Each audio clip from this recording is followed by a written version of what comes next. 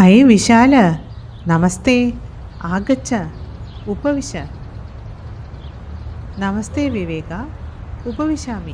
परन्तु त्वं तु कुत्रापि गन्तुम् उद्यतः इव प्रदीयसे। आम्, मम मातुलः युद्धक्षेत्रात् प्रतिनिवृत्तः। अहं तं द्रष्टुं गच्छामि।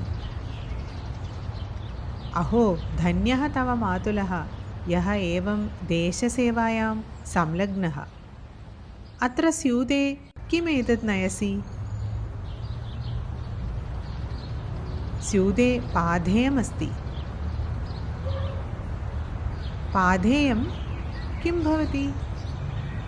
शृणु, पथि हितकरं पाधेयं भवति।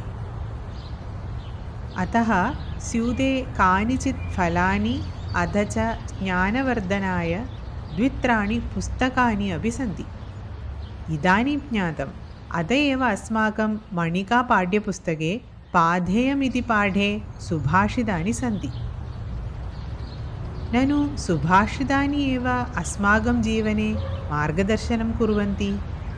शुभाय भवतु ते पाधेयम्।